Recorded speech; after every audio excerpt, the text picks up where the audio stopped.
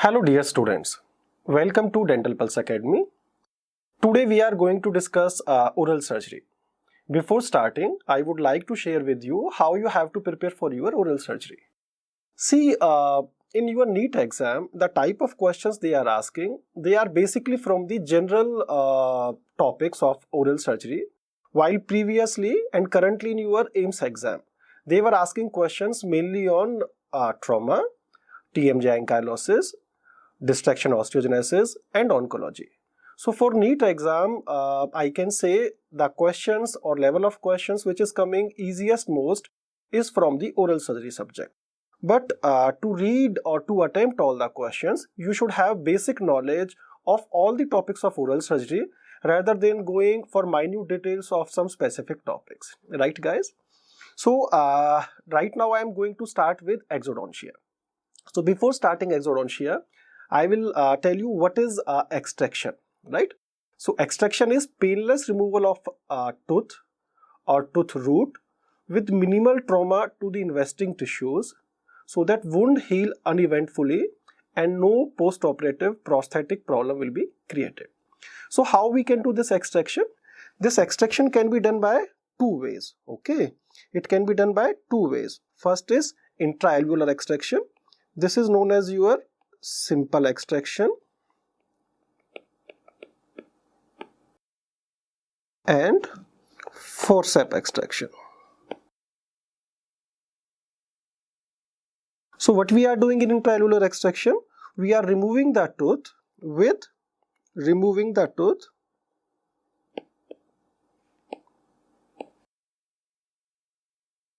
with forceps, elevators and both, right? Second is transalveolar extraction. Transalveolar extraction is also known as surgical extraction. So transalveolar extraction is something where we are removing the tooth by removing the bone, and sometime maybe we have to cut the bone additional to bone, tooth roots and tooth surface also, right? So what we are doing in transalveolar extraction, we are removing the bone and sometime and have to cut the crown and roots of teeth also. Then is indications and contraindications for extraction. See guys, indications is something very easy. Any tooth deeply carious, having poor periodontal status, many other reasons are there which are easy. But mainly you should know about the contraindications for extraction. The contraindications for extraction can be absolute and relative. So what are the absolute indications, contraindications for extraction? Absolute contraindication can be guys, any vascular lesion, that is either having a central hemangioma or any arteriovenous malformation. And there are some relative contraindications also, like any acute infection, that is pericoronitis, but it is acute, okay? Then ANAG, acute herpetic gingivostomatitis, or the patient is having any uncontrolled systemic disease. So when you will start with the extraction of the patient, the first step is patient positioning. What should be the position of the patient for removal of the tooth? When you are doing extraction of a maxillary tooth, okay? When you are doing extraction of a maxillary tooth, the position of the chair, the patient should be 3-inch or 8 centimeter. 3-inch or 8 centimeter below the shoulder of operator. Right guys? Below the operator. And what should be the angulation of the occlusal plane of the patient's mouth? For maxillary teeth, again see this chair, you can visualize how the patient is going to sit. So the angulation of occlusal plane is 45 degree to 60 degree to horizontal.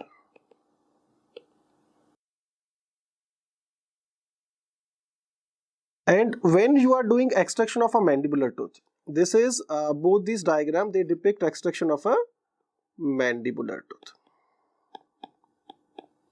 So what should be the position of the patient?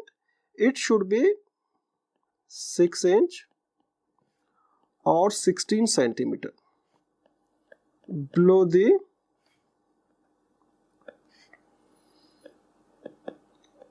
elbow of operator and occlusion plane should be parallel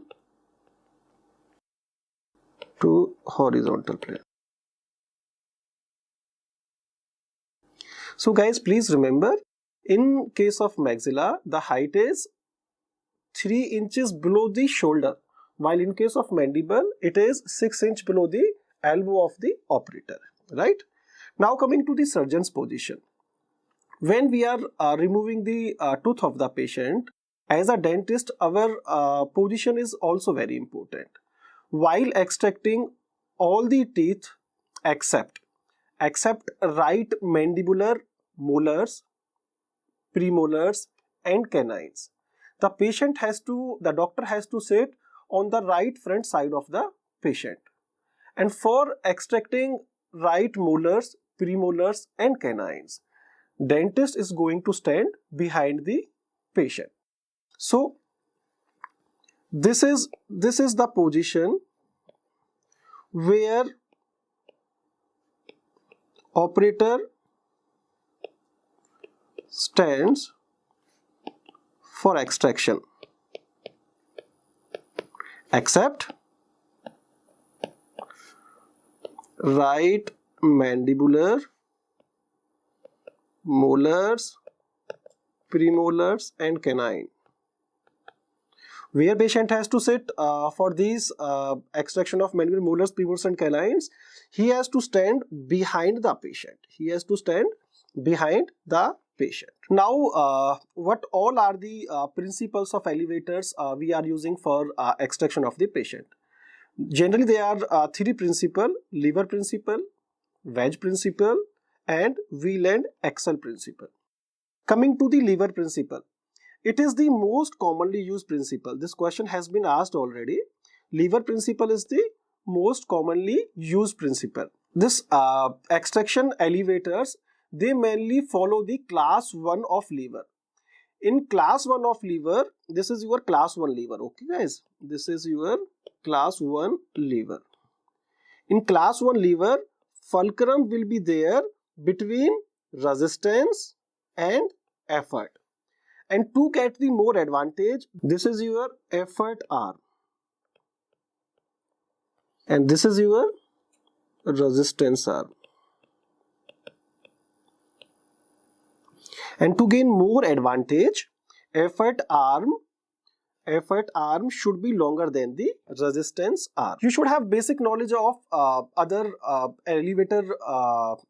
lever classes also. Okay, just to remember, you can remember the mnemonic: free, and these are class 1, 2 and 3 elevators. Okay, in class 1 elevator, fulcrum lies between resistance and effort. So this is your class 1 lever, fulcrum is between resistance and effort. In class 2 lever, the resistance lies between fulcrum and effort. The resistance is between fulcrum and effort. And third is when effort lies between fulcrum and resistance. Here effort is between fulcrum and resistance. So what are the examples of class 1, 2 and 3 levers? Class 1 lever is usually, the example is the elevators we are using for extraction, right? Second is Class 2 lever, example is a scissor, any bottle opener, and the example of class 3 lever is a tweezer, and even your mandible, and even mandible follows the third lever principle only. So when we are using the lever principle, you should know where you are going to apply the elevator. See, your index finger should be near to the neck of the elevator, okay, and the elevator should lie between, suppose I am drawing your tooth, yeah. So the point of application of elevator is between, it is somewhere here. So it is between radicular bone and tooth root, right? So straight elevator, Warwick-James elevator and forceps use the lever principle. What is the mechanical advantage of lever principle? The mechanical advantage is 3. The second principle is wedge principle. So how wedge principle is going to work? Here any instrument like your extraction forceps or elevator, their working end is thinner and their posterior part is thicker. As you can visualize in this image also, that the terminal end is thin. The terminal end is thin, and when we are going upward, the thickness is increasing, right? So similarly, when we will put this extraction forceps around the root between the bone, what will happen? It will act like a wedge and it will go apically. When it will go apically, the root will come out. Same way we can apply the elevators also on the wedge principle. Third is wheel and axle principle. It is actually a modified form of lever. How we are going to apply the force in wheel and axle principle? We are putting efforts along the circumference of a wheel. We are putting efforts along the circumference of a wheel, which in turn is going to rotate the axle. It is something like we are doing using the pulley to lift the weight. We are applying the force on the bigger wheel, and that it is in turn rotating the axle, and which is lifting the load. See, the mechanical advantage calculated for wheel and axle principle is by the formula. This R is radius of the bigger wheel. This R is the radius of bigger wheel, and small r is the radius of axle. So definitely the diameter of axle is less as compared to the bigger wheel. So we will have a mechanical advantage of approximately 4.6. This principle is used with wedge and sometimes with lever principle. So which all instruments are going to work on wheel and axle principle? It is your Winters elevator, crossbar elevator and forceps, right? You can see in this diagram also, they are using the Crier's elevator to remove the other tooth when other root of the tooth has been already removed.